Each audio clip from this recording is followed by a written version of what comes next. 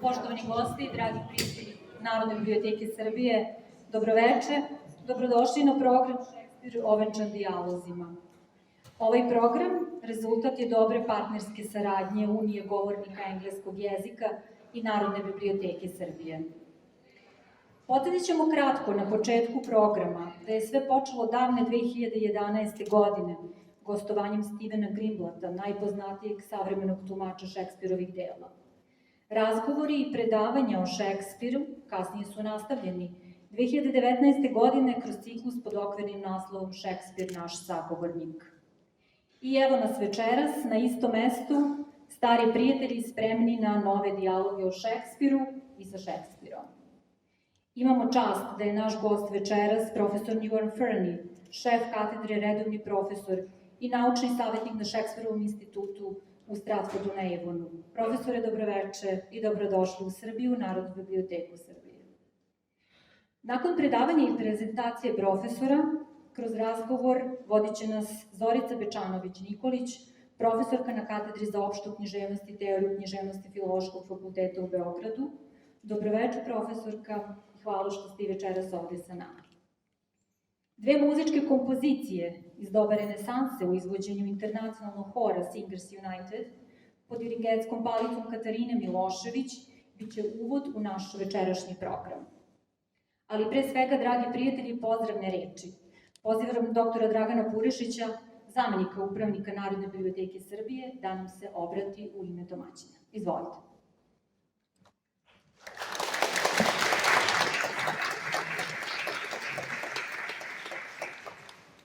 Svima.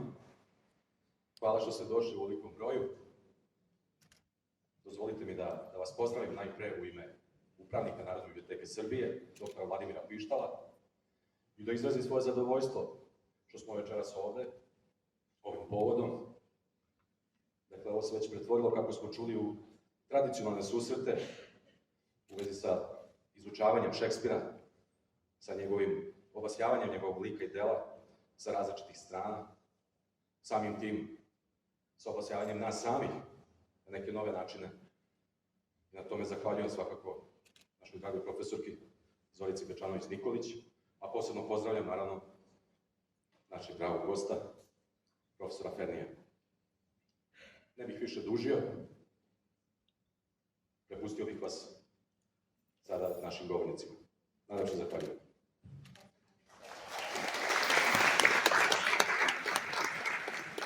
A sada će nam se obratiti gospođa Claire Sears, direktorka British Councila i ataše za kulturu u ambasadi Velike Britanije u Beogradu. Izvolite.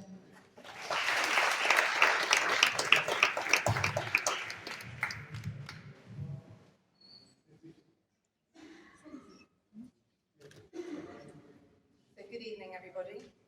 On behalf of the British Council, it's a pleasure to welcome you here this evening to an evening dedicated to William Shakespeare, and it's wonderful to see so many of you here this evening. A big thank you to the English-speaking Union for organising this, to Зорица Бечановиќ Николиќ for chairing, and for the esteemed Professor Juan Ferni for being with us to deliver this lecture. As many of you know, the British Council was founded to promote cultural exchange and build connections between the UK and the world. And few figures in British history have embodied this purpose more than Shakespeare himself. Through his words, his characters, and his insights into human nature, Shakespeare remains one of the UK's most enduring cultural ambassadors, speaking to people across the globe with an immediacy that remains powerful even after 4 centuries. Shakespeare's influence is profound and far-reaching. He's studied by over half the world's population, and his name is the first to come to mind for many when thinking of British culture. The breadth of his influence is a testament to how truly timeless his works are. And for those of us who grew up in the UK, where study of Shakespeare remains unavoidable, there is for many of us a tremendous personal influence.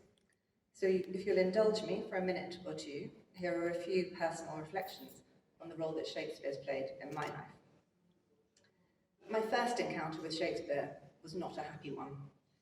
I was 13 and we studied Macbeth. a combination of a rather dull teacher and a frankly terrifying storyline that gave me nightmares for weeks, almost put me off Shakespeare for life. Consequently, I nearly didn't study English beyond secondary school, but fortunately I discovered in the nick of time that I just wasn't good with ghost stories and that not all teachers are equal. I was blessed with a brilliant and inspiring teacher who combined an energetic and passionate contemporary reading of Hamlet paired with Stoppard's Rosencrantz and Guildenstern are Dead. Two plays that work so well together that enjoyment of one only serves to enrich enjoyment of the other. I mention this because whilst I do believe that Shakespeare's plays delve deep into a universal human experience and provide endless opportunities for interpretation and reinterpretation, sometimes linguistic complexity can mean things get lost in translation. So getting Shakespeare to new audiences can require some unlocking. So essentially, this is a salute to all the amazing English literature teachers worldwide who have the key to unlock Shakespeare and who can travel through linguistic time.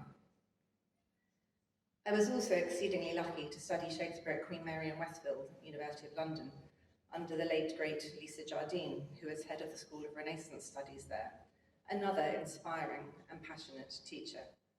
I'm sure many of you are aware of her works and her contribution to classical theory, including her well-known work, Still Harping on Daughters, which explored Shakespeare and feminist theory. And whilst on the subject of daughters, Shakespeare has provided or popularised a wealth of female names. My own daughter is named after one of his princesses, Cymbeline's Imogen. Although it seems that perhaps he never intended her to be called Imogen, and rather named her Inogen, an ancient Gaelic name meaning maiden. It was probably transcribed incorrectly as Imogen. So it seems entirely plausible that I have in fact named my daughter after a typo.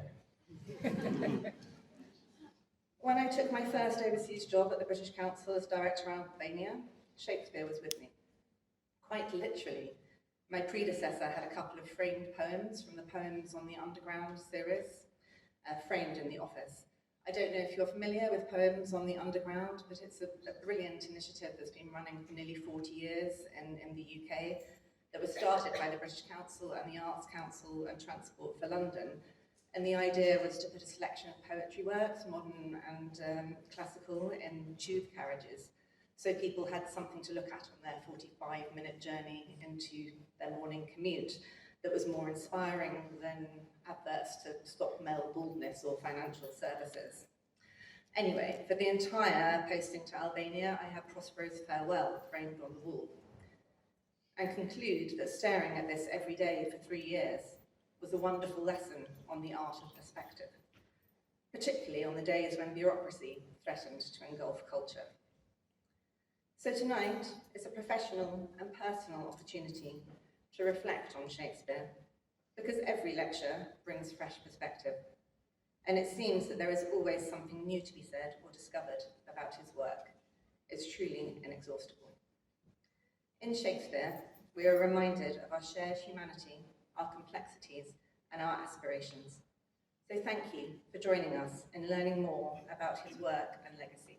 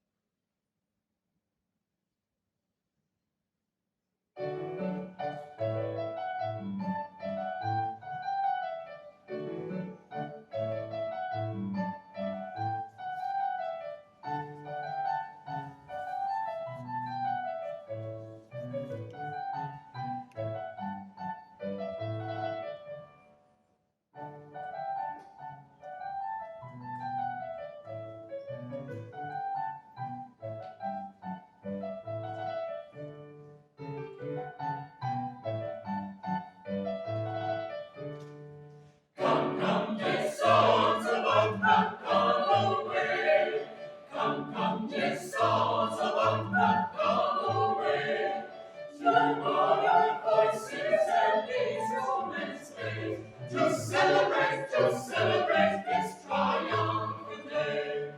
Tomorrow horses and instruments play.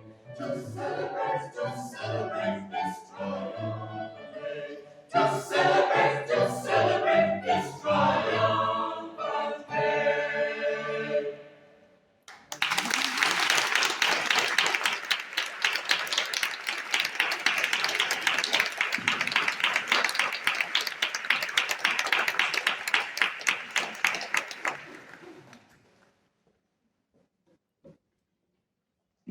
Zahvaljujemo se na uvodnim rečima, zahvaljujemo se članovima hora i dirigentima, a sada prepuštamo reč profesorima da nastave i otvore dijalog sa Šekspirom. Izvolite.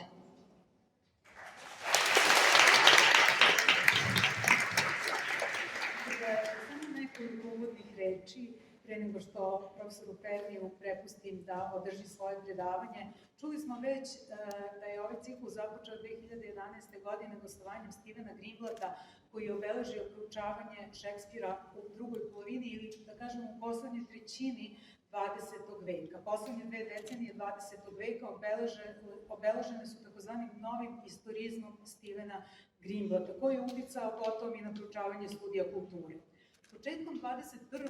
veka jedan od najzanimljivijih i najuticajnijih glasova jeste glas Juana Fernija. On je zapravo uticajan u jednom toku koji nazivamo zaokret ka duhovnosti.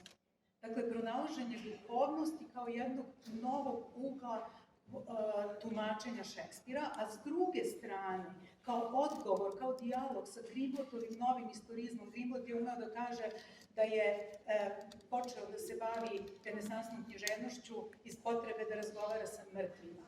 Juan Ferni, Terence Fox i Hugh Grady rekli su: mi želimo prezentizam i razgovor sa živima. To je dakle drugi tok koji je obeležio naš večerašnji gost. Inače, autor izuzetnih knjiga kao što je Sramota ili Stid kod Šekspira, Shaving Shakespeare iz 2002. godine, jedna fantastična knjiga koja se zove Demonsko, u kojoj se bavi ne samo Šekspirom, već i zlim dusima Dostojevskog, bavi se Tomasom Mannom, bavi se Kierkegaardom. Dakle, jedan veliki raspon interesovanja. I 2017. godine, ja pravim sada samo izbor, ima još mnogo drugih radova, knjiga Šekspir za slobodu 2017. godine.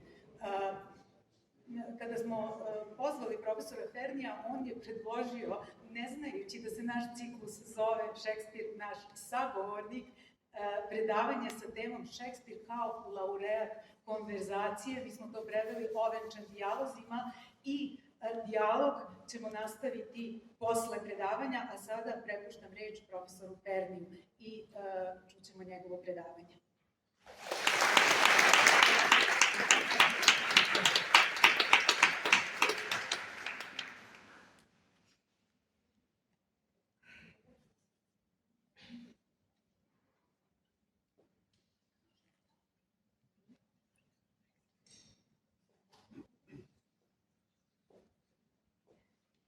Ja se izvinjavam, uobičajeno kada se drži formalno predavanje da se stoji, da postoji ovaj pult ovde, bio je mali nesporazum da je pult sklonjen jer su u organizaciji mislili da se to tiče samo pozdrava. Dakle, razgovor će slediti kasnije, a sada je predavanje. Thank you so much. Thank you, Zorica. I do have a few simple thanks to say before I start. First, thank you again, Zorica, for your introduction and for hosting me as my academic host. Thank you to Slađana, to Alexandra, to Branka and the English-speaking Union for bringing me over. Thank you, Claire, for your kind words. Thank you, Anna, I can't see her, for hosting me in this distinguished Serbian institution of the National Library. I know all of these people I refer to are themselves very distinguished people. I use their first names deliberately to honour the spirit of friendship with which I've been so kindly and warmly welcomed in Serbia. Thank you to the choir too for introducing us so musically and delightfully. This lecture will suggest that Shakespeare is the laureate above all of open-ended conversation. In the plays, we're used to counting the greatest works of literature in the English language. There is no single controlling authorial voice, nor do Shakespeare's plays add up to any single final vision. What they dramatise instead is an unpredictable spirit of free, unlimited exchange. And the more than 400-year-old conversation about Shakespeare redoubles this. Shakespeare created the most vividly dramatic conversation in art, and that stimulated another conversation which has been going on ever since and which we perpetuate today. Shakespeare is sometimes thought of as unlimited, as infinite, but of course he was a particular man working in a particular place at a particular time with particular and limited resources. I think it's more productive to think of him as working consciously and explicitly with the idea of limitation and its opposite. Consider this, for example, from Troilus and Cressida. This is the monstrosity in love, lady, that the will is infinite and the execution confined. The desire is boundless and the act a slave to limits. Here, the infinity of love and desire is contrasted with the absurd limitations of mere bodily life and capacity. Macbeth understands this in a non-erotic context. Killing Duncan is not, in the end, the door into infinite and unconditioned fulfillment he had imagined, but a most terribly restricted state of being, cabined, cribbed, confined, bound in to saucy doubts and fear. Hamlet flips this. He says that even if he were bounded in a nutshell, in a little nutshell, he would count himself a king of infinite space, were it not that he has bad dreams. That he somehow dispels those bad dreams and fulfills the absurdly particular conditions of one, being the son of a traditional and murdered king in a morally primitive culture, and two, being the hero of a revenge play. In fulfilling those conditions, you'd think Hamlet, in all his sensitivity and intelligence, had made himself small, sold himself short. But Shakespeare thrillingly suggests instead that he's liberated himself into an alien, unconditioned life. He has made himself utterly superior to the life he chooses by fulfilling it ironically. Good night, sweet prince, and flights of angels, sing thee to thy rest. In terms of modern criticism, and I'm delighted to see so many students here today, postmodernism in art encourages us to look beyond the limitation of organic form. We're told that there's no final limit, no final structure, no final myth, no final answer. That is always deferred, leaving us in a world of endless difference.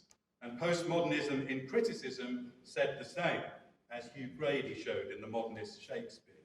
We no longer thought of the shape of the whole play, the boundary of the whole play, as a horizon which limited or defined interpretation. Structure was now regarded as provisional.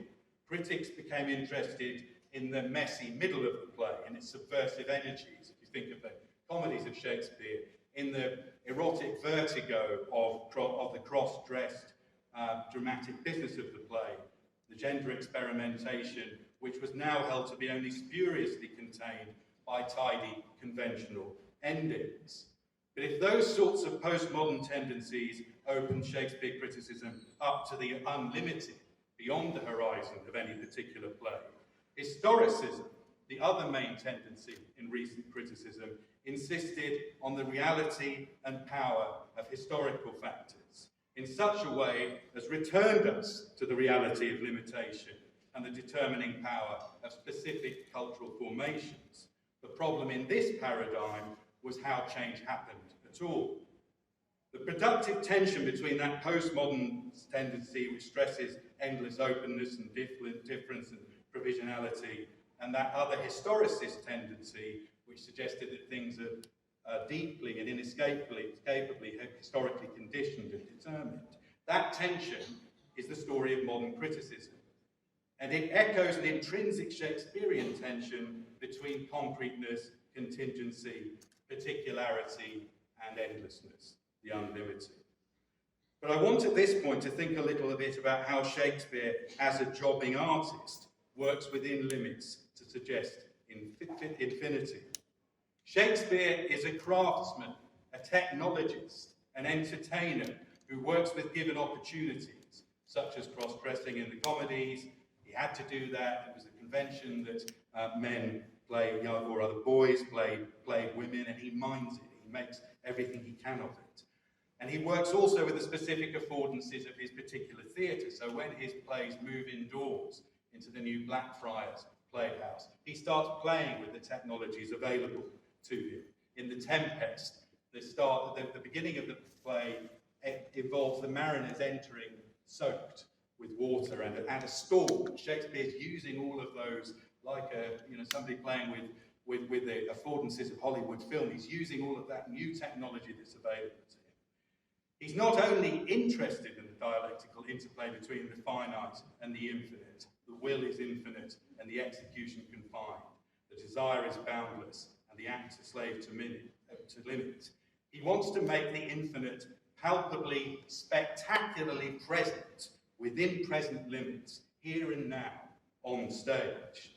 The fusion of the limited with the unlimited has a special appeal to his imagination. This is from Antony and Cleopatra.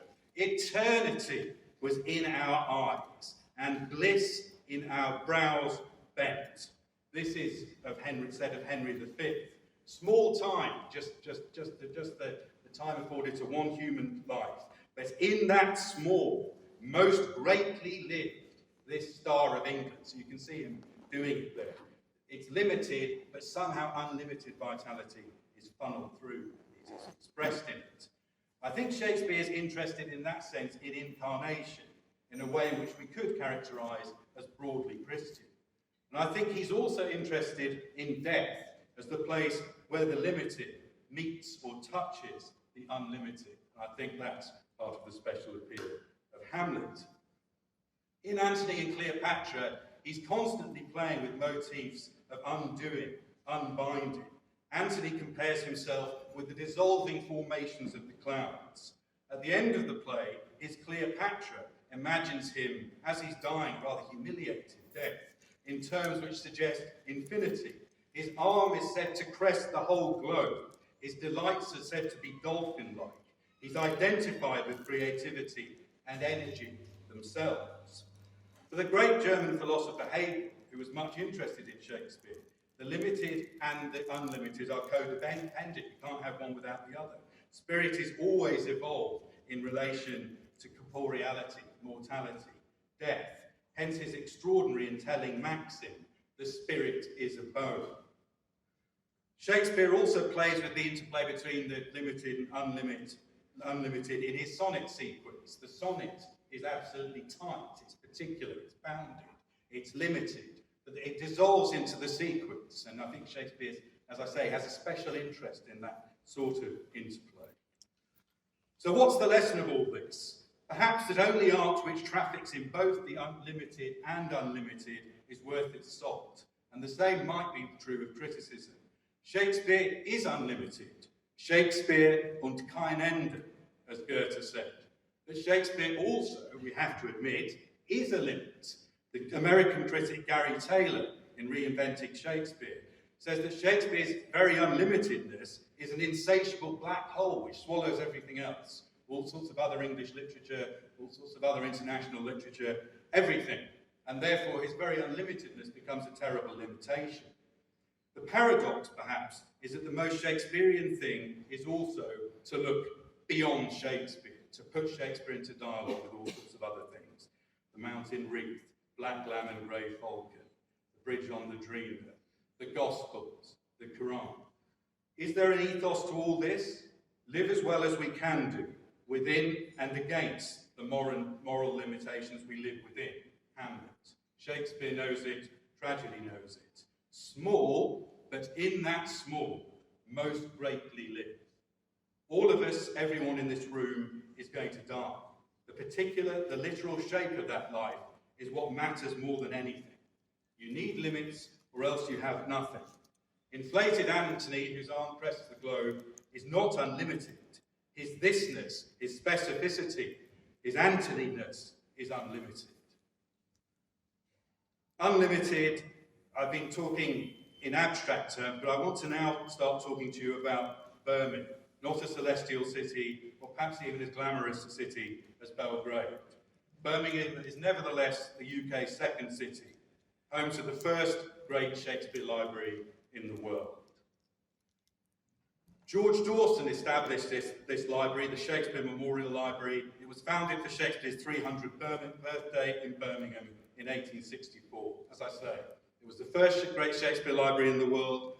It still hosts the largest public Shakespeare collection held in any public library in the world. It has always belonged to all the people of the city. It doesn't have so many items, the Shakespeare collection, as this distinguished library, but it has 100,000 items. It's an enormous collection.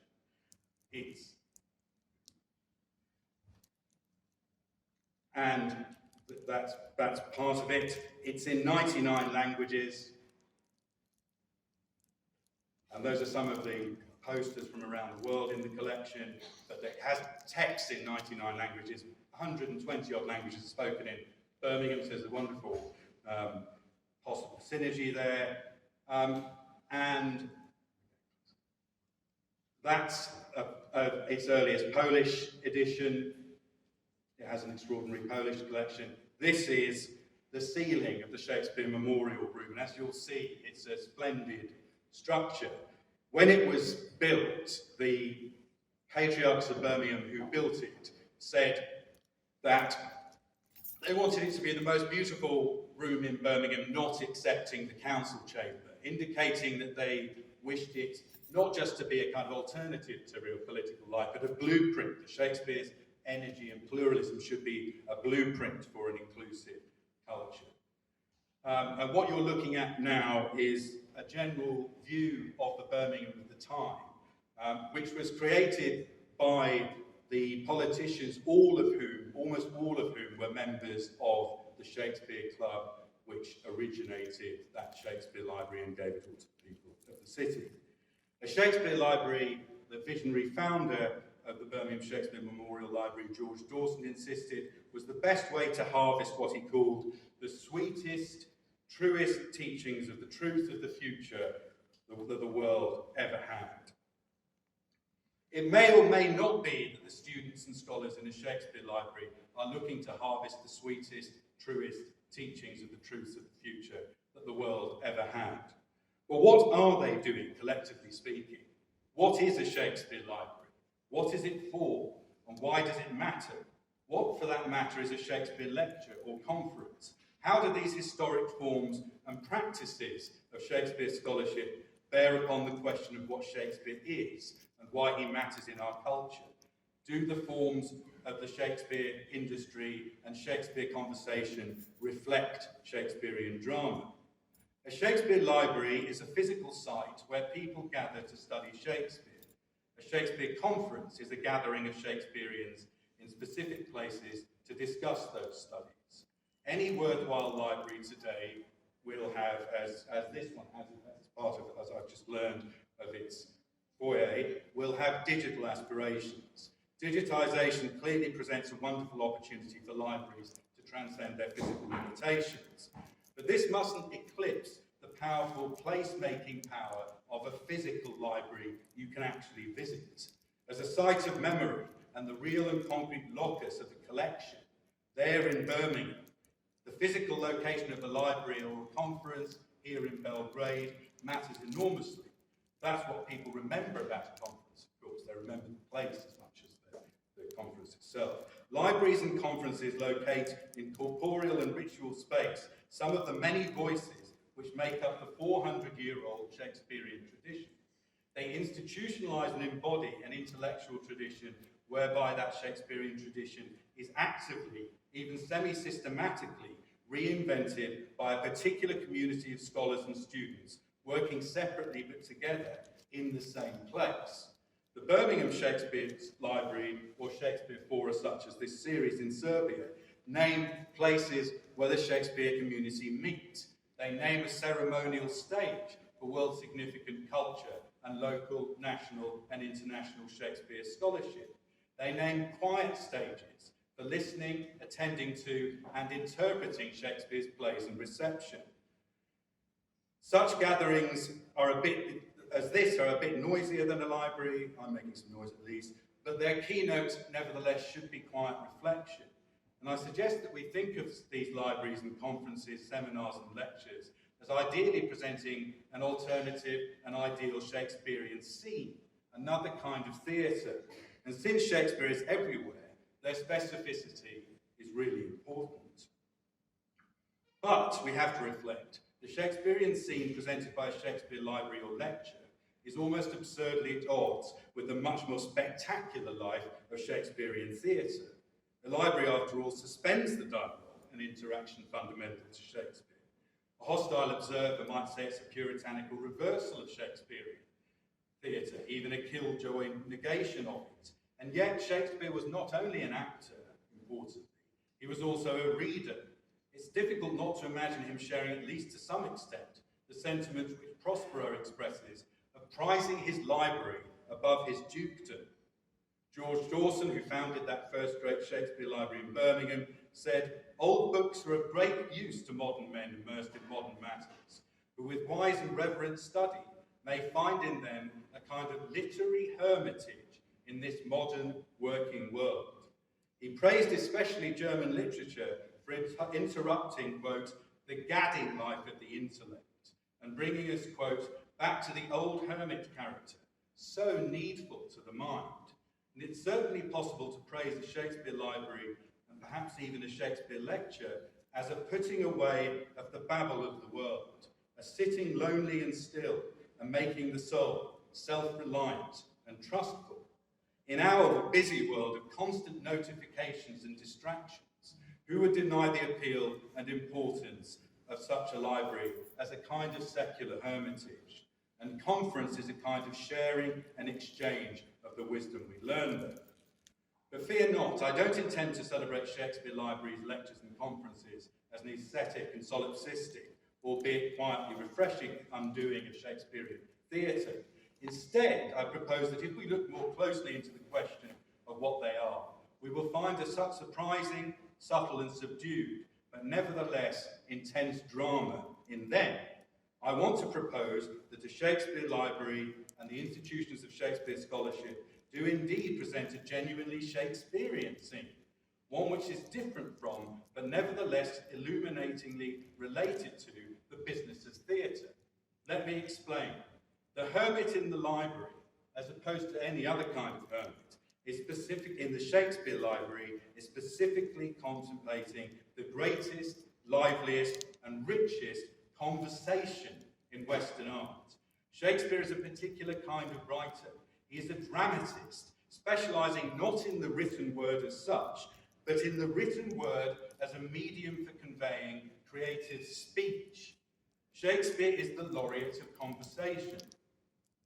That may be curtailed and subdued, even banned in a scholarly Shakespeare library, but a Shakespeare library nevertheless remains a more or less silent monument to human speech, as it was perfected in Shakespeare, as it continues to sound across the world stage, as it is reflected upon and changed in all the speech and writing about Shakespeare, which Shakespeare has inspired and continues to inspire, and as it is ritualised in a Shakespeare lecture, conference or exchange, such as is enabled by your series.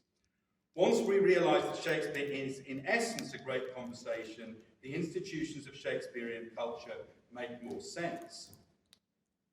A scholar or student in Birmingham Shakespeare Library is communing with the quintessence of human conversation. The silence of a Shakespeare library is a special kind of silence. It's a silence instinct with conversation. It is like Caliban's dreaming silence, which hums with 1,000 twangling instruments. It is not a puritanical or life-denying silence.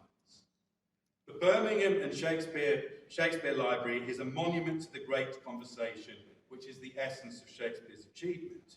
But of course, it's equally a monument to the epiphenomenal secondary byproduct of that great conversation in Shakespeare, which is the great conversation about Shakespeare, which his plays and poems have engendered. And a conference revives and adds to that. And it's not just a monument. Remember, the founders of the first great Shakespeare library in Birmingham considered Shakespeare to be an engine for new life. Instead of erecting a statue, there's a document in the archive, they crossed out Shakespeare's statue and wrote Shakespeare Library because they saw Shakespeare as a positive contribution to human culture as it goes forward. Researchers in Birmingham's Shakespeare Library pay attention to the great conversation in Shakespeare and the great conversation about him in order actively to regenerate both, as we also hope to do in every gathering like this one. The Birmingham Shakespeare Library lends a local habitation and a name to the continuing conversation, which has always been the cornerstone of the institution of English literary criticism as such. It really is, I suggest, a theatre for it, and so is what we're doing today. It is a theatre for something which the Shakespearean theatre proper only implicitly stages. Of course, productions that say the Royal Shakespeare Company in Stratford or in Novi Sad, which is currently performing Macbeth, will reflect on Shakespeare criticism in their performative choices. But it is the job of Shakespearean theatre to dramatise the primordial conversation actually scripted by Shakespeare's plays. It's the job of Shakespeare libraries, lectures and conferences to house, promote and reinvent the great Shakespearean conversation about Shakespeare, which that original Shakespearean conversation has spawned. It may then be that the institution of theatre has more to learn from the phenomenon of the Shakespeare Library than we realise. Again, bear with me. In terms of spectacular positivity, drama, dialogue and excitement, the library can't compete. Of course it can't. But the sheer positivity of theatre, its swooning sensuality, what the late great Anthony Sher called the red and gold sickness, the glamour and seduction of charismatic characters, star actors in costume, gripping speeches, scenes and stories, all that. It tends to kick over a main source of drama, its propulsive responsiveness. One of the great errors of 19th century criticism was to see Shakespeare in terms of character. Shakespeare isn't ultimately about character. He's about what happens between characters, though of course character has a large place in that. Shakespeare is so good at conversation because he really commits to it as a creative medium in which character and relationships are endlessly, unpredictably transformed. That's what makes the play so exciting and so different from classical attitudinizing in, say, Racine. If you want to pinpoint the most Shakespearean thing in Shakespeare, it's really not any of his fabulously positive speeches or characters or scenes, but rather all of the ways and places in which creative responsiveness to that substantial content is always gathering in other characters, speeches, relationships, moments, potential developments. That's where the energy of the play is. It's not finally about the positive content of the story, which is why it doesn't matter with Shakespeare if you already know the story.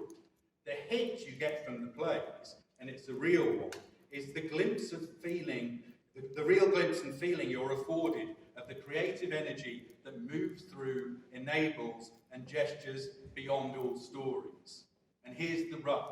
The silent attentiveness of students and scholars in the Shakespeare Library or a lecture theatre really models that promise-crowned potential energy, which is Shakespeare's secret.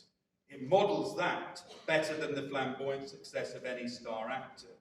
The hermit in the library, the alert and responsive student or listener, is a slowed down, a stilled epitome of the alert responsiveness to conversation that is the very motor and message, the forward-driving momentum of Shakespeare's plays. That's why the theatre could usefully attend to what goes on in the library, which a lecture or conference then sparks into slightly more theatrically public discourse. Because in Shakespeare, no positive content emerges which does not emerge from the sort of attentiveness that is quietly enacted in the library. And while we're on the topic, that quiet drama in the library could also, in my country at least, usefully instruct an academic world which is increasingly fixated on outputs and intellectual property. In terms of its commitment to Shakespeare and in terms of its splendid holdings, the lesson from the Birmingham Shakespeare Library is about the quality of the input and the way in which that Shakespearean input bears fruitful fruit beyond possession in the lives and ideas of others. Another lesson from the library is the importance of having sufficient space and time to respond quietly and objectively to as much of the existing conversation about Shakespeare as possible. There is in modern life, says Shelley, no want of knowledge respecting what is wisest and best in morals, government and political economy, or at least what is wiser and better than what men now practice or endure. But as he added, we want the creative faculty to imagine that which we know. We want the generous impulse to act that which we imagine. We want the poetry of life. I think, again, at least in my country, we have to a large extent forgotten the poetry of libraries, lectures, conferences and scholarship. And in this lecture I'm trying to reveal and honour those subtle energies. Thought is free, a slogan voiced in not one but two of Shakespeare's plays. The idea of the Shakespeare Library is to represent the breadth of the Shakespeare phenomenon. Each collection will of course be characterised and limited by the collection policy of its librarians and parent institution, shaped and perhaps in some way limited or disfigured by the ideas and prejudices of the time. But in theory, the library submits the whole Shakespearean tradition, unfiltered by interpretation and evaluation, to the free judgment of its users. In an important and perhaps finally crucial sense, you can say what a library is, but not what it means. You can say what it holds and who it admits as readers, and that will set limits to its life and meaning.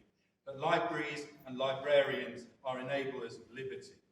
They themselves do not speak, they therefore share in the Shakespearean virtue which Keats defined as negative capability. That is, when a man is capable of being in uncertainties, mysteries, doubts, without any irritable reaching after fact and reason. Shakespeare does not dogmatically, ex cathedra, in his own right, as I'm doing now, speak. He makes the speech of others possible. Libraries do not speak themselves. They make available the best and broadest conversation possible, inviting readers to participate freely. A Shakespeare conference ideally does the same. This is where, in the institutions of scholarship, the limited and unlimited potentially meet. And it means that finally, what I'm saying matters much less than the reactions, the perhaps dissenting reactions, that it could at least potentially spark in you. The trajectory of Shakespeare criticism has been deliberately radical for all of my academic lifetime, which was very necessary to open up and refresh the tradition, but arguably too much disavowed the inherent status of Shakespeare criticism as a traditional practice. Let's be clear, no Shakespearean is really aiming to burn up the past and begin again at year zero. Shakespearean scholarship that doesn't wish simply to do away with Shakespeare and itself is premised on tradition. In Macbeth, Duncan's body is said to have been transported to the sacred storehouse of his predecessor's bones. And a Shakespeare library is a sacred storehouse, and that too is part of its dignity and value. The dead reside there. Those of us who are getting older knew some of them, but they also speak. As Зорица recalled, Stephen Greenblatt, who visited and spoke here, said famously that he began with the desire to speak with the dead, a conservative instinct. And a Shakespeare library from the end makes possible a conversation which reaches across and rescues the dead from mortality, in spite of Hamlet's conviction that death is a ball from which no character returns. Our dead Shakespeareans, Shakespeare's fallen soldiers, women very much as well as men, return in the library and in conference, and they're Irish, English, Serbian and more. Dawson identified Shakespeare with the sweetest, truest teachings of the truths of the future that the world ever had. But when Birmingham's original Shakespeare Library was established, he also connected its foundation to the death-defying love of permanence and perpetuation, which he found at the root of human desire, and related to the traditional toast on Shakespeare's birthday to the immortal memory of William Shakespeare. He might equally have connected it to the desire of permanence and perpetuation so insistently expressed in the sonnets. Birmingham Shakespeare Memorial Library was founded on a belief that, quote, this great writer and thinker will endure till the end of time. In the startlingly Antipodean allusion, Dawson went on to say that if ever the famous New Zealander should stand on the ruins of London Bridge and contemplate the material greatness of the past, he will find that the immortal memory of Shakespeare, the dramatist and poet, still survives. This was a reference to the well-known Victorian historian Thomas Babington Macaulay's fantasy of the far future, in which some traveller from New Zealand shall, in the midst of a vast solitude, take his stand on a broken arch of London Bridge to sketch the ruins of St. Paul's. 32 years later, the book London, a Pilgrimage, illustrated by Gustave Doré, included as the last of its 180 images, this image of the New Zealander, perched on Thames Rock, sketching the ruins of London. It seems startlingly resonant today in Britain and America, betraying an anxiety about empire in the very midst of empire, and foretelling the need for incorporating others, including colonial subjects, in the remaking of Western civilization, if that civilization is ultimately to have any moral integrity or chance of surviving. Note that we've moved from the past to the future. A Shakespeare library and the institution of Shakespeare scholarship as such honours and indeed secures a kind of posthumous life for the dead. And it follows Shakespeare in this, that he gave life to a character he actually called posthumous in symbol. But a Shakespeare library and a Shakespeare scholarship equally, at least while they remain going concerns, look to the future. They represent a tradition, but a tradition of anticipation. They represent an invitation to join and thereby remake a tradition by means of conversation, with a conversation that is premised on the best and liveliest literary conversation we have. A Shakespeare library, in other words, is a place where conservatism and progressivism at least potentially coincide and combine. No noise in a library. I've suggested that in a Shakespeare library there is a cacophonous noise of a great conversation involving the living and the dead, inspired by the great conversation in Shakespeare. Yes, there is silence, but if you listen to the silence, the noise is overwhelming. And that same surge of cacophonous noise should also ideally be palpable in the normally polite exchanges of the lecture hall. How does a Shakespeare library or scholar negotiate the noise of all that's been said about Shakespeare before? Marx said, the tradition of all dead generations weigh like a nightmare on the brains of the living. Joyce said, history is a nightmare from which I'm trying to awake. How to deal with that weight and that nightmare? A Shakespeare library and Shakespeare scholarship in general insists we should take it on. It commits to the difficulty of Shakespearean interpretation in spite of all the noise around Shakespeare. It stands for the belief that Shakespeare and Shakespeare studies can be positively enriched and not just wrecked by passing through the storm of what has already been said. There is no writer of whom more has been said than Shakespeare. So make no mistake, this is a heroic attitude. A Shakespeare library or a Shakespeare conference represents a stand for scholarly stamina and rigour. Shakespeare scholarship at its best is in that sense a form of ethical heroism, almost infinitely responsive. I've said that Shakespeare libraries and Shakespeare scholarship represent the coincidence of, and perhaps even the reconciliation of, tradition and innovation. Everyone wants a piece of Shakespeare, and its holdings represent, the holdings of the Birmingham Library represents an extraordinary array of beliefs and opinions, from the UK to Serbia to Australia, but also from all sorts of political and cultural and religious persuasions. Insofar as it does not, on principle, preempt the judgment of its readers, a Shakespeare library therefore symbolises and holds out hope for civil conversation in a fractious world, something which in the UK matters greatly after Brexit, and I know also matters here. Dawson observed that people are, quote, very apt to think that the universe is pinned to their little creed, that the world really hangs upon their little conventicles, that their little nostrum in politics will be the salvation of the world. He saw Shakespeare's comprehensively inclusive aesthetics and his comprehensively inclusive past as a spur to a comprehensively inclusive politics, which would include not just all people, but all parties, all contradictory ideas and convictions about how we should come together. And he admitted, I have a mischievous pleasure in my library in putting the men of old time side by side, according to their divergencies. I put my Calvin close to my Arminius, he said, and it's wonderful in a library how pleasantly they do kiss each other. I put my great Tory next to my great Radical, and they lie down together as the wolf and the lamb. He's joking, but he's also deadly serious. He would certainly have encouraged us to think that Shakespeare, and any serious conversation about Shakespeare like this one, hold out the possibility of a conversation across barriers which really divide people now. I've stressed the liberty, the freedom of interpretation enshrined in a library, while admitting that this is unavoidably limited by its collections policy. A library, of course, does involve discrimination. A library is an ark. It's what you keep or salvage, and you can't, especially when we're talking about a physical depository, keep everything. Nor, of course, can everything be discussed in conference.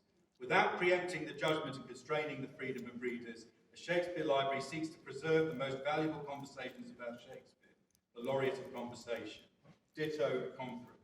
They may choose to exclude what would exclude or infringe their own morality of openness and conversation.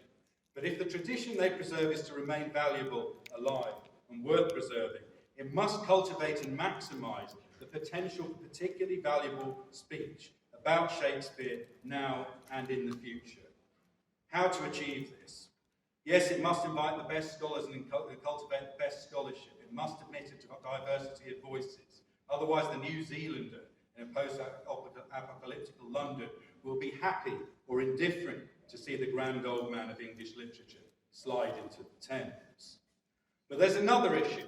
The evidence of the holdings of the Birmingham Shakespeare Memorial Library, which is held in common for all the people of the city, whatever their creed, party, or education. Those holdings, the evidence of those holdings, show that Shakespeare criticism has become much more hermetically specialist in the last 150 years. As the laureate of creative speech, Shakespeare can only, it seems to me, be perfectly renewed by being reconnected with creative speech as such, and with those who speak, not just with those who study. That way his living language will come into contact with our language now, to the benefit of those we share it with, but also to Shakespeare, Shakespearean performance, and Shakespeare's scholarship. In the world we're waking up to in the UK, after the exposure of health inequalities during COVID-19, after social justice movements like Black Lives Matter, the barriers to inclusion are more plain, and it's equally plain how the conversation suffers from keeping people out. We need to include different kinds of people in the Academy, and the Shakespeare Academy is taking some important steps here, but we also need to reach beyond the Academy.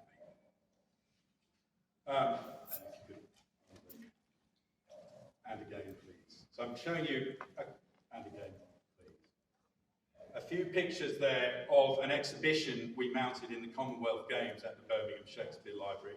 I directed something called the Everything to Everybody project, which sought to involve peoples and communities from across Birmingham in reinventing their own Shakespeare heritage. And there isn't time for me to tell you much about that now, but that final picture, which you won't all be able to see, but it's a picture of the exhibition curator talking to Shriti Vadera, who is the chair of the Royal Shakespeare Company. But you can see reflected in the museum case school children, their school children from Birmingham speaking Shakespeare in various languages that are their mother tongues that are represented in the collection. I love the image because it gives a sense of the kind of cacophony of voices that I think Shakespeare ideally, well, he dramatises, but which his legacy represents and which it invites. What is a Shakespeare library? Shakespeare libraries were once in the vanguard of information and technology. They more or less were information technology. They're not in that vanguard anymore, but perhaps that can help reveal their more intrinsic importance. What is a Shakespeare library? A temple of learning? I think that's a slightly over-familiar, perhaps excessively ecclesiastical metaphor. I've suggested that the Shakespeare Library is a still and quiet theatre, its own rather neglected, but distinctive and important kind of Shakespearean scene. A monument to conversation and its free continuance. And the same can be said, I hope, for this Shakespeare event organised by the English-Speaking Union and this Shakespeare series organised by the University of Belgrade and by the National Library of Serbia. Quite apart from the quality or otherwise of the lecture actually being given by me, I think this sort of Shakespeare event is a good bet. In its quiet way, I think it can help us keep conversing creatively. Everything depends on that. If the conversation it sustains is to be a truly Shakespearean one, then it will need to change in a variety of unpredictable ways. It will need to admit more and different kinds of people, although one truth of Shakespeare is that people cannot be reduced to kinds. It will also need to involve more than Shakespeare. It would be un-Shakespearean not to. I started this lecture by meditating on the idea that Shakespeare is unlimited. I don't think that's possible in the end. Even the unlimited is the negation of limitation. We're all cabined, cribbed, confined, in all sorts of ways, and not least by the mortal limits of death. Also, limits are the conditions of identity and action. The unlimited is abstraction and is death. Limits are to be transcended, but they are also to be cherished, here in Birmingham, here in Belgrade. I've said that Shakespeare is the laureate of conversation. Conversation seems to me to bring the limited and unlimited into productive conjunction. It's always specific, a specific conversation, in that sense limited, but it's also creative, unpredictable, and opening to the unlimited. Conversation is Shakespeare's medium and his message. It's what underpins and gives values to the great institutions of Shakespeare scholarship, to Shakespeare libraries such as the one I've spent the last few years of my life championing, and to Shakespeare events such as this one. I hope it's clear that the exhibition I've shown you was a lively exhibition which worked with Birmingham's Shakespeare collection to stimulate a creative conversation now. Shakespeare, as the laureate conversation, is always beckoning us into that unconditioned future. Thank you for listening.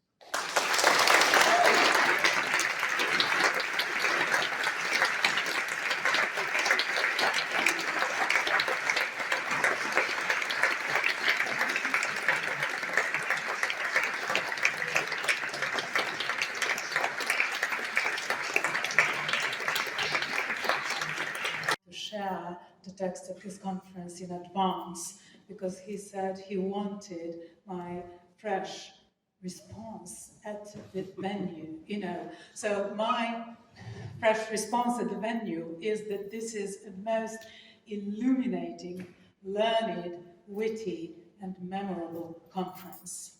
So thank you very much, Juan, for this, for sharing with us this experience.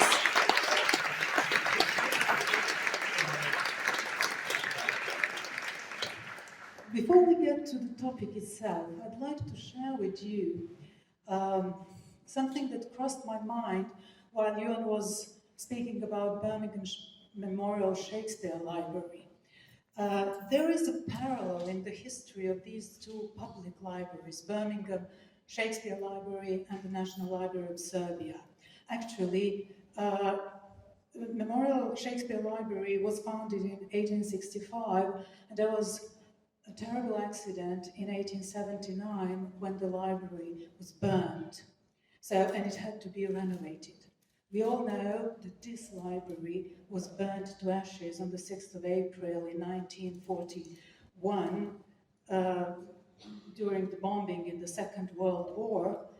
And I was thinking something symbolically significant is happening tonight, because we are all here in this atrium, which has in the center this sculpture, which is called Flaming Flower, and it actually symbolizes a library being reborn in a phoenix-like way, just like these two libraries were both reborn and renovated. So this is again a wonderful thing that has happened, and it wasn't premeditated in any way. We didn't even know. We were considering that we could have used the lecturing room next door, but it was just by chance that we decided we should meet here in the atrium. So we did get this symbolism, of course. So so many things. If anyone could think of a better, more compact and more perceptive judgment of the state of the art in the Shakespeare criticism is what we got from your first part of the lecture, comparing the postmodernism, the new historicism, then the presentism and spiritual turn. And I think that the audience has also followed that. But going to this main topic of your conference, it's this the fact that quietness and open dialogue and conversation can coincide. And Adrian Lester, with whom you worked a lot, and who was a wonderful Hamlet and many other Shakespearean roles, said in this book, which is actually about Yuan's project, Everything to Everybody, we'll come to that later, said at one moment that he struggled as a student with Shakespeare, and that he had to do hard work to go through his dramas many times. And then he said, and finally, I made them mine. So what is the conversation behind making Shakespeare ours? No, so typically searching questions are its own. Thank you. I think. Sorry, I'm thinking because it's such a good question. But in a sense, that pause that I just performed, I wasn't putting it on, is where what I'm suggesting is that drama gathers there. That actually it's not in the individual character or speech, but in quiet attentiveness out of which the response grows. That's the Shakespearean engine, I think.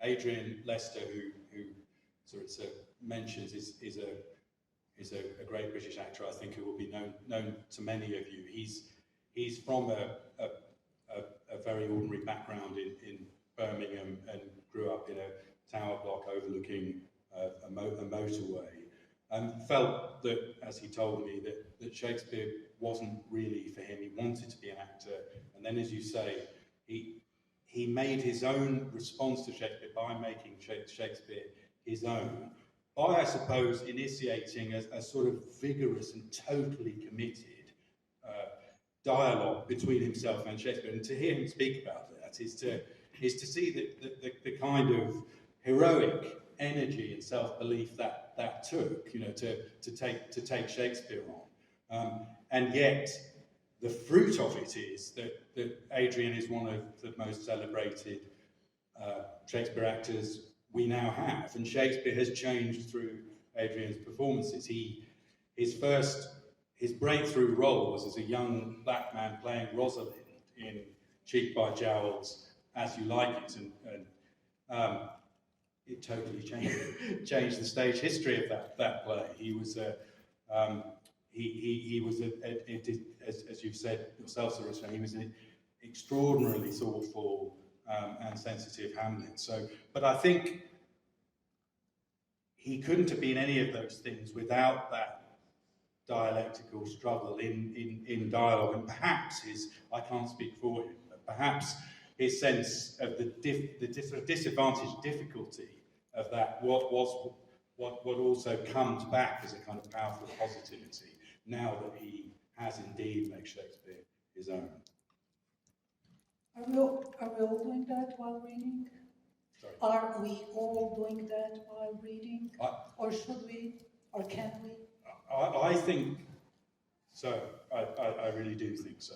I think the danger with thinking about Shakespeare and with studying Shakespeare is that so much, as we all know, everybody is, so much has been said.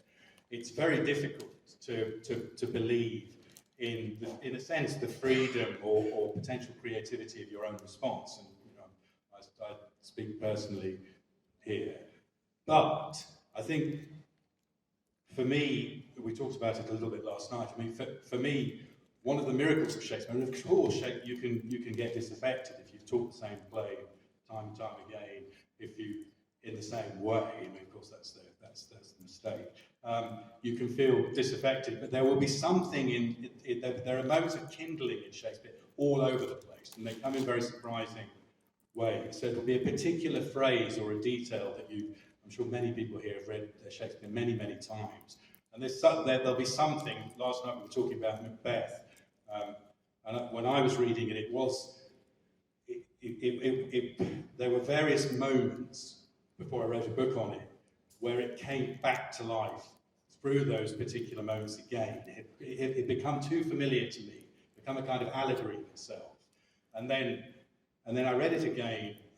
I'm thinking as I talk, but there's a moment when Macbeth has killed Duncan, and he's asked about it, and he says, "Who could refrain?" He's just killed Duncan. He says, "Who could refrain that had a heart to love, and in that heart courage to make his love known?" And that's amazing heroic poetry, and I'd never really noticed it before. And I read that and thought that's really powerful, but also really strange, because who could refrain that had a heart to love and courage? What he's saying, that's why he killed the grooms. The Lady Macbeth faints because she knows he's killed Duncan, and that association of courageous love and murder in those lines suddenly grabbed me, as it were, by the throat. I'd never thought of it before. And it's that sort of thing. And I'd say to students, when they read Shakespeare, they must read with that kind of forensic attention. And we can all do it. We do it in conversation all the time. It's actually another thing I say to students. You can be intimidated by Shakespeare. I have been. We all have been. But sometimes I hear students talking on the phone, and you can feel the complex responsiveness. They can hear every nuance of what their mother's saying, their boyfriend's saying, and they respond with extraordinary sophistication, which they don't always feel at liberty to show in their Shakespeare criticism. But once you sort of tune them into listening with the same attentiveness to literature, you find that they come up with things that you've never thought of before. And of course, I don't know whether you agree with this, but for me, that's when a class takes fire. I'm not just teaching everything I've already thought and said already, but I'm suddenly being taught by the students and taught by that extraordinary, many-tongued suggestiveness of Shakespeare himself. And for me, he still has that, and while he still has that, he's immensely and perhaps uniquely worth doing. Absolutely, and the many-tongued is the very right word for what we're talking about, and I want to pay tribute to my students actually by telling you something which completely fits this conversation. It was in the early 2000s, I took students to see, we're still with Adrian Lest, the Peter Brook production from Paris in 2000 when he played Hamlet, which I think it's a wonderful, wonderful performance. But we had before that about 5 weeks of discussions of Hamlet. So we went to see, it is not a play, it was the recording of a play, but in Cultural Center where they were showing it. And I thought and then I asked for the commentary. And the student said, well, although Peter Brook is extremely perceptive director, and but every director in theater has to make his decision. He has to make a decision. In the classroom, we don't have to. We follow different ways of interpretation, and you get all kinds of ideas, and that is what you're talking about. You are learning from your students, And you know what? They almost said in one voice, but Hamlet is not only that. After 5 weeks of discussions, it turned out that the theater play can never be all the possibilities of interpretation, because we are in the classroom a kind of free to experiment with our ideas, and actually it's like a jazz concert, everyone gets, it's one's own opportunity to improvise, actually, and that is we're taking a play as a score, as a musical score, to improvise on it. So this is a tribute to the students. Thank you all for years and years of teaching us.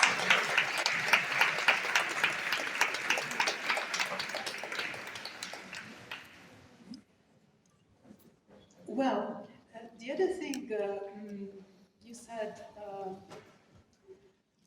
we could probably touch upon the potential of intellectual play in the conversation, but also of the emotional one.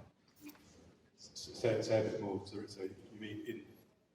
I mean, in the response of it. Yes. You know, yeah. there is this Yes. thing that's going on Yes. in our Yes. mind and Yes. in our head, Yes. and Yes. there is also this response Yes, which is actually emotional. touches our lives. Yes, yes, I think so. And Kind of existential response to the literary text, to drama. yes, and which again is dramatised, isn't it? Absolutely. Because on stage, because Shakespeare's characters change each other. Shakespeare's characters are always in process. The action is the subject by which character is changed, and then we're changed potentially by witnessing it and by. I agree, and I do think that the best, the fullest response is a whole person response, and that's when. That's when the drama comes to life again in those who experience and share it with each other. I think that's what you have demonstrated tonight, this whole person response. And also, what we haven't mentioned so far, Juan Ferni is author of a novel written with Simon Palfrey, which is called Macbeth. So, conversation, giving a response in the other work of art, in other media, in music, Shostakovich, Prokofiev, Verdi, in visual arts, Blake and Fuseli, John Everett Millett. So absolutely, I don't think there's any hard and fast distinction between formal criticism and the great creative responses to Shakespeare, which of course are themselves also critical responses. I also think that, and as you've hinted at, that then there is, I mean, if it really matters, then it must come to matter in our lives. It must come to life in life. And I work in Stratford-upon-Avon, as you all know, which was a really insignificant town when Shakespeare lived there. And really, after his life, it was insignificant until 1769, when the actor David Garrick said, we really ought to celebrate Shakespeare in this place. That was the first time being celebrated.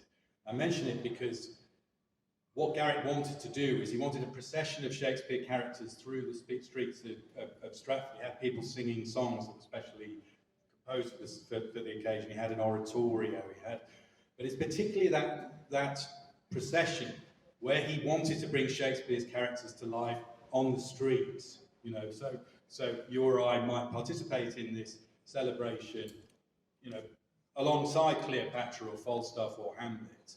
And it might seem a rather kitsch or quaint thing to do, but I think in that first, there's something incredibly challenging about that. What would it mean to actually bring all of that life into life? What would it mean to make a world that is as vivid and beautiful as a Shakespeare play? And I think we should ask those questions. yes, I think at this moment we could ask questions or expect questions from the audience as well, and then perhaps continue a little bit afterwards. Are there any questions from the audience at the moment? Oh, Petra Bjelica, Dr. Petra Bjelica from the University of Verona. Thank you so much for the beautiful lecture. Hi, hello. Hear me? Okay. Thank you very much for this beautiful lecture, and I would like to say something about, actually to ask about the quality of this dialogue, Shakespearean dialogue. In a sense of, if I think about my own personal readings or response, it always seems that Shakespeare gives the voice to the otherness in myself. It kind of speaks beyond words, or uses words to speak about something that is beyond words. And in that way, it's as if the dialogue itself is giving voice to the otherness of the others. So if you could comment on that, or tell us something more of where could we find these qualities in Shakespeare? Thank you. Well, that's a profound remark, and I'm not sure I can better that. But I can try to respond to it. I mean, I agree with you, really. I think that Shakespeare's creative speech is so realised. I mean, nobody does it better.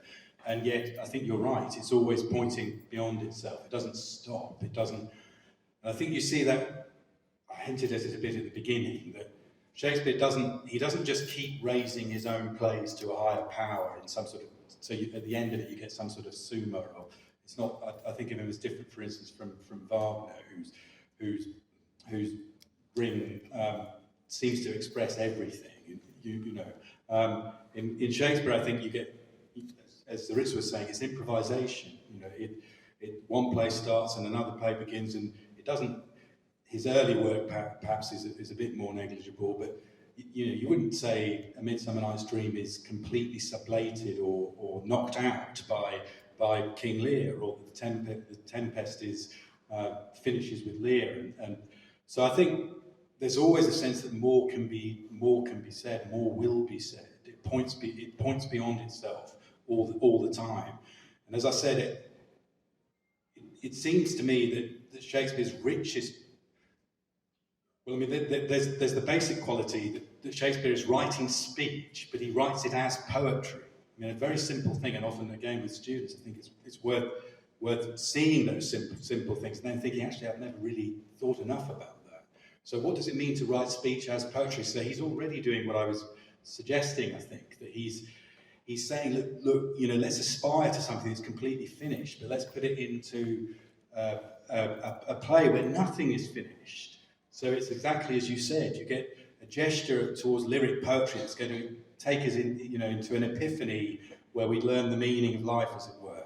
But then another one, and then another one, and then another one. So it's always pointing beyond itself. And I think, and again, you put it better than I can, therefore summoning us into that life which is always beyond ourselves, which involves that kind of commitment to, I suppose, a dialogue with ourselves, but also with others, and in a sense is a commitment to the future. Thank you, and thank you, Petra. Are there any other remarks, questions, comments?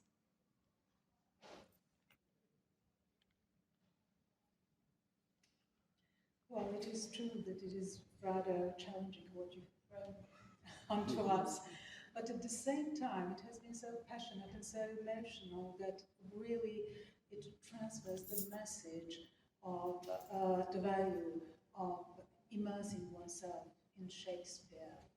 And also, I must point out that Juan Ferni, apart from being one of the most distinguished and most influential Shakespeare scholars, is also very sensitive to the well-being of community in the wider sense, that he has run this project which has almost a utopian title, Everything to Everybody, and that people from all kinds of backgrounds are expected to communicate with Shakespeare. I must share with you a memory of Al Pacino's documentary called Looking for Richard, where Al Pacino is going through the streets of New York and interviewing, mind you, it's a documentary, and he interviews people and asks them what they think about Shakespeare, and they said, oh, that's the kind of thing that they teach at school, or yes, that's when you go to theatre, but you don't really get it all. And sometimes, you know, iambic pentameter is not the natural rhythm of our speech, etc., and doth and hath and all this Elizabethan grammar forms and all that. And then, paradoxically, he runs into an African-American homeless. He looks just, the best way to describe him would be the last lines of Jacques' monologue from As You Like It, without teeth, without eyes, without anything, you know.